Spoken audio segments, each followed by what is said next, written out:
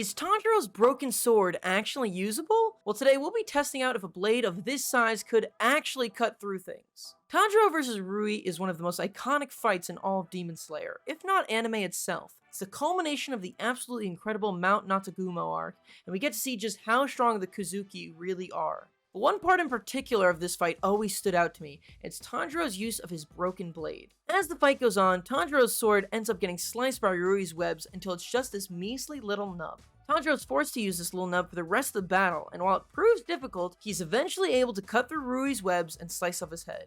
Kind of, but that doesn't matter. But is it possible to even cut through anything with a sword of this size? Now, of course, we must consider that through the power of anime, all things are possible, but putting that aside, is it possible that a sword this small could actually cut through something as sharp as Rui's webs or as thick as human flesh? Well, firstly, I need to get a katana. Luckily, we make those, and you can get one yourself in the link in the description. Now that I was equipped with Tanjiro's katana, I had to find a way to cut it down to size. And cutting a katana is a lot harder than you think. Rui's webs must have been really sharp. So I brought the sword to a professional metal cutter and had him cut it down to size for me.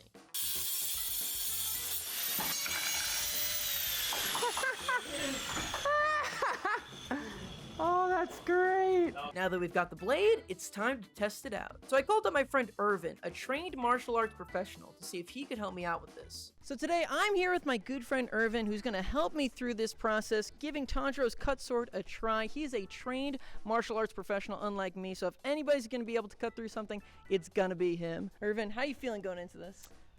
Feel pretty good. I think it could slice something. Cutting all the way through though, that's a whole different story. I think it'll cut, but I don't know if it's gonna slice all the way through, so. Well, I guess we will see. Let's give it a try right now.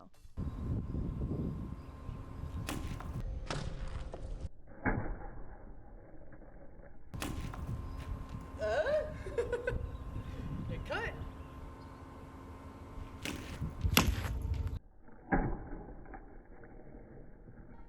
You can see throughout Irvin's first couple attempts, he wasn't really able to make a dent into the melons. Usually he's able to slice through these things extremely easily. The melons weren't even reacting like they'd been sliced though, they were almost bouncing back like they'd been punched. But finally, on Irvin's third attempt, he was able to make some progress.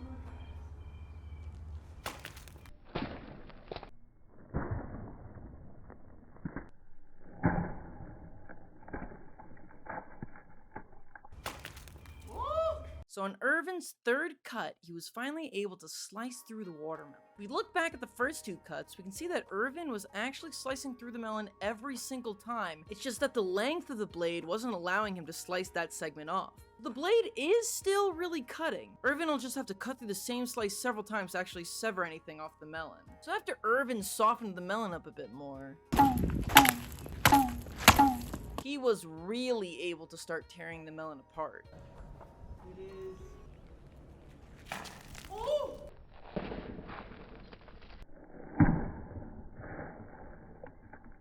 Now that the top of the melon had fallen off, we can see that the sword slices through pretty cleanly.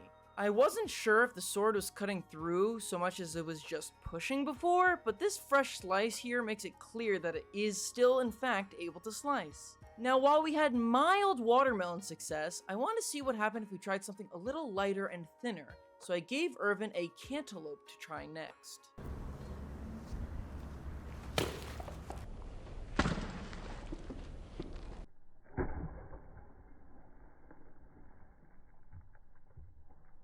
You can see that Irvin's slice made a really strange T impression on the cantaloupe. You can see in the footage that it's because he has to get so close to the melon that he ends up bashing his hilt into it, which is a legitimate concern when using a sword of such small stature.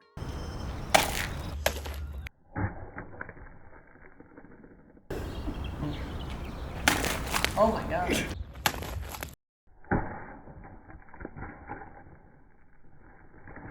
While it seems like the melon was sliced into pieces here, you can see in the footage that Irvin's swing had him just bashing in the melon with the tsuba of the katana. Precision required to slice something with this sword is extremely intense. In conclusion, while it's extremely difficult to cut something with a katana of this size, it is definitely possible. The amount of control that Tanjiro must have had with this sword to run all the way up and slice through Rui's head is insane. But it just goes to show, just how truly talented Tanjiro really is. Thanks so much for watching, everybody. Let us know in the comments what you thought of the cutting test. Would you be interested in having a broken Tanjiro sword like this of your own? Are you excited for Season 3 of Demon Slayer? Make sure to give the video a like, and we'll see you guys next time.